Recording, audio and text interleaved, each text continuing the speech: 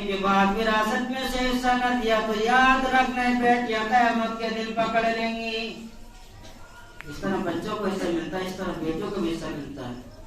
اور جب آپ جنازے پر پڑے ہو، سحری پر پڑے ہو، اور اس وقت جو بیٹی نے آ کر آپ کے پائے کو پکڑ لیا کہ باپ دنیا سے چلا گیا لیکن میرا حصہ نہیں دیا، تو یاد رکھنا قیامت تک تو بخشش نہیں ہو سکتی.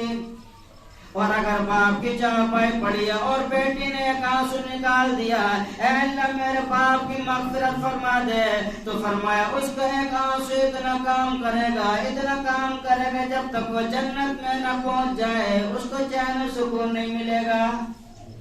بیٹی کی چاہت ہوتی ہے میرا باپ خوش رہے، اور جب مر جائے تو سب سے زیادہ بیٹی دعا کرتی ہے، سب سے زیادہ بیٹی اس کے لیے قرآن پڑھتی ہے اور قرآن پڑھواتی بھی ہے. کبھی سورہ یاسین پڑھی جا رہی ہے، کبھی قرآن خوانی ہو رہی ہے. ماں اور بیٹی اور باپ کا جو پیار ہے، ماں کا جو پیار ہے کہیں نہیں ملتا.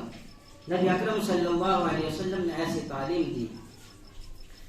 نبی اکرم صلی اللہ علیہ وسلم نے فرمایا، اور لوگوں تم اپنی بہنوں کا بھی خیال رکھو، اپنی ماں کا بھی خیال رکھو، اپنی بیٹیوں کا بھی خیال رکھو، اور جو تعلیم تمہیں دینی چاہیے صحیح تعلیم ان کو دو.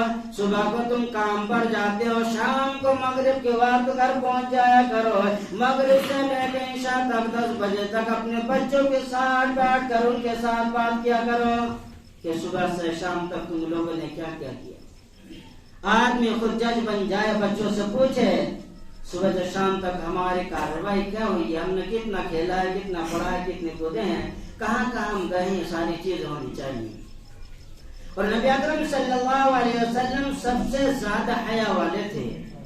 نبی اکرم صلی اللہ علیہ وسلم جس طرح اپنی بیٹیوں کی قدر کیا کرتے تھے، اسی طرح دوسرے کی بیٹی کی بھی قدر کیا کرتے تھے.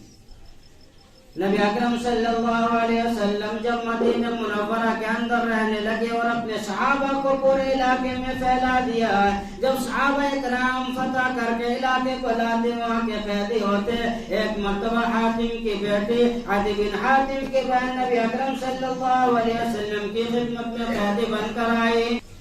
آپ صلی اللہ علیہ وسلم نے اس سے کہا، بیٹے تو میری بیٹی بن جا، فاطمہ کی بہن بن جا، میں تیرا باپ بن جاتا ہوں، اور عائشہ تیری ماں بن جائے گی. کیا کہا؟ عائشہ تیری ماں بن جائے گی اور میں تیرا باپ بن جاؤں گا. وہ کہنے لگی نہیں. پھر دوسرے دن آپ صلی اللہ علیہ وسلم نے فرمایا، تو میری بیٹی بن جا، فاطمہ تیری بہن بن جائے گی. اس دن بھی اس نے انکار کر دیا. پھر تیسرے دن کہنے لگے، نبی اکرم صلی اللہ علیہ وسلم نے فرمایا، تو میری بیٹی بن جا، فاطمہ تیری بہن بن جائے گی. اس نے انکار کر دیا تینوں دن. پھر نبی اکرم صلی اللہ علیہ وسلم نے فرمایا، کون میرا صحابی ہے جو اس اور اس بہن کو اس کے گھر تک، اس کے مکان تک، اس کے بھائی تک پہنچا دے؟ انداز کیا ہوگا؟ نبی اکرم صلی اللہ علیہ وسلم کے صحابہ تھے. آپ صلی اللہ علیہ وسلم نے فرمایا، میرے صحابہ اپنی بہن کی اس طرح حفاظت کرنا جو اس کی پیر کی جوتی ہے. پیر کی جوتی جس مٹی پر پڑے تو تمہاری نظر اس مٹی پر بھی نہ پڑنی چاہیے. یہاں تک نبی اکرم صلی اللہ علیہ وسلم نے اپنے صحابہ کو بتایا.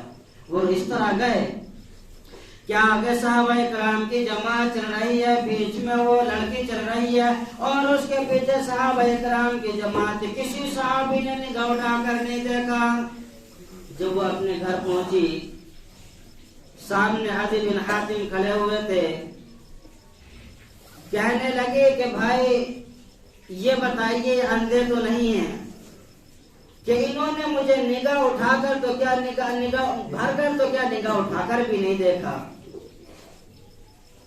تو کہنے لگے یہ اندھے نہیں بلکہ یہ نبی کے عاشق ہیں، اپنے آقا کے عاشق ہیں. جس طرح نبی کا حکم ان کو مل جاتا اس کو پورا کرنے کے لیے اپنی جان کی بازی لگا دیتے ہیں.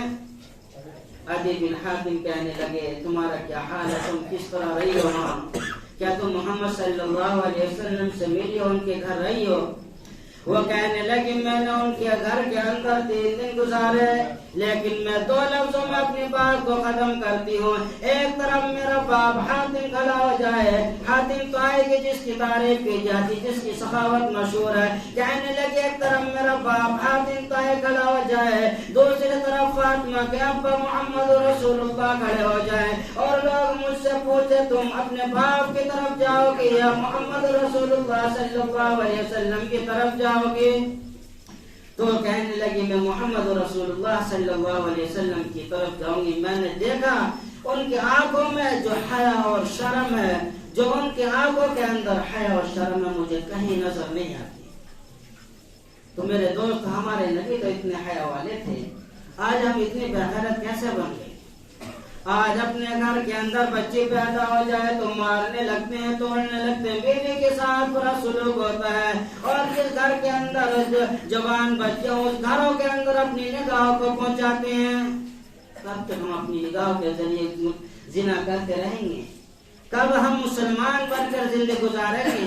کب ہم دوسروں کے عزت کے محافظ بنیں گے؟ اور کب ہم اپنے گھروں کو محفوظ بنائیں گے؟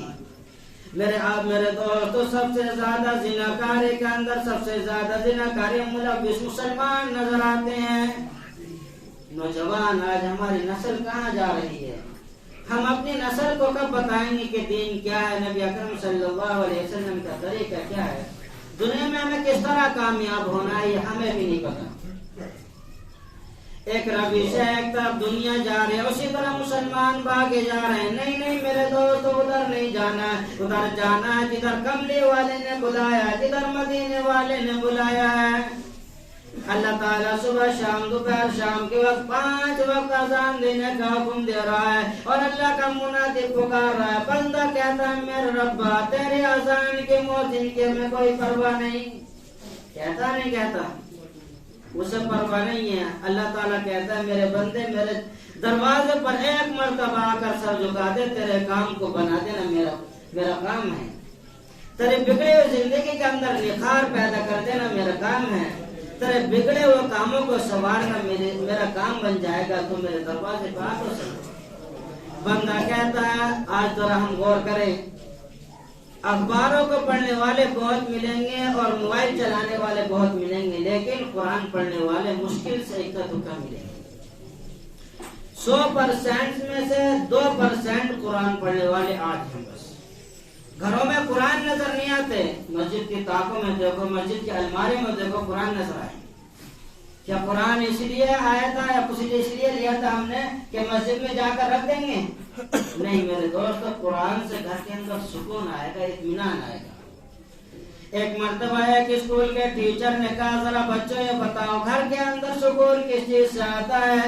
تو ایک بچے نے فریج کی ڈرائنگ بنا دی اور کہنے لگا گھر کے اندر فریج ہوگا تو سکون آئے گا۔ کسی نے ایسی کی ڈرائنگ بنا دی، کہا اس سے سکون آئے گا۔ آخر میں ایک لڑکی نے قرآن شریف کی تصویر بنا دی، اس کی فوٹو بنا دی۔ جب ٹیچر نے دیکھا تو اس کی پیشانی کو بوسہ دیا اور کہنے لگا تمہیں کیسے پتا کہ اس قرآن کے ذریعے سے گھر میں سکون آئے گا؟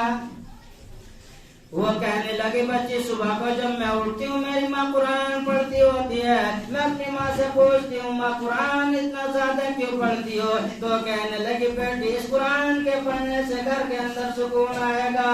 اور جب میں شام کو سونے کے لیے بستر پر جاتی ہوں میری ماں کوئی لوری نہیں سناتی، گانا نہیں سناتی، میری ماں کوئی موبائل چلا کر نہیں دیتی، بلکہ قرآن کی سورہ فاتحہ سورہ ناس پڑھ کر مجھ کو سلاتی ہے۔ مجھے ایسی میٹھی نیند آتی ہے کہ صبح کو ہی آنکھ کھلتی ہے۔ قرآن اس لیے سکون کی چیز ہے، میں نے اس لیے قرآن کی تصویر بنائی۔ آج ہمارے گھروں میں جو سکون نکل گیا تو قرآن نکل گیا تو سکون بھی نکل گیا، نماز ہماری زندگی سے نکلی تو سکون بھی نکل گیا۔ آج بتاؤ کس کے گھر میں سکون ہے؟ سکون نہیں ہے، سکون نہیں ہے۔ سکون کہاں ملے گا؟ کیا موبائل کے اندر، بزنس کے اندر؟ نہیں، نبی اکرم صلی اللہ علیہ وسلم کے طریقے میں سکون ملے گا. اس میں جتنی زیادہ ہو کوشش کرے نبی اکرم صلی اللہ علیہ وسلم کی سنتوں پر عمل کرنے کی کوشش کرے. اپنی ذات سے کسی کو تکلیف اور پریشانی نہ دے. دوسری کی بچی کو اپنی بچی سمجھے, دوسری کی بہن کو اپنی بہن سمجھے, دوسری کی بیٹی کو اپنی بیٹی سمجھ کر اس کے ساتھ وہی معاملہ کرے جو اپنی بیٹی کو جس نگاہ سے دیکھتے ہیں, تاکہ قیامت کے دن یہ نہ ہو جائے کہ اس امتی نے میرے دوسری امتی کو بیٹی کو تکلیف پہنچائی ہے, اس کو غلط نگاہ سے دیکھا ہے, یہ میرے حوض کوثر پہ لانے کے قابل نہیں ہے, کہیں وہاں سے ٹھکرانے دے جاؤ. اس لیے نبی اکرم صلی اللہ علیہ وسلم کے سامنے کیا منہ لے کر جاؤ گے. اس لیے میرے دوستو, مختصر زندگی ہے, 60-70 سالہ زندگی ہے, نہ معلوم سانس کا بند ہو جائے, موت کا فرشتہ آ جائے, اس سے پہلے توبہ کر لو. اور توبہ کر لی اور اللہ تعالی نے قبول فرما لیا تو میرے دوستو دنیا بھی پوری زندگی بن جائے گی اور آخرت میں ہمیشہ رہنا ہے اور وہاں کی بھی زندگی بن جائے گی. سب یاد کریں گے توبہ بھی, اپنے گناہوں سے توبہ کریں اور دوسرے کی عزت کو محفوظ بنائیں, دوسرے کی عزت کو محفوظ بنائیں. اللہ تعالیٰ مجھے اور سب کو کہنے سننے سے زیادہ عمل کرنے کی توفیق مرحمت فرمائے. آمین.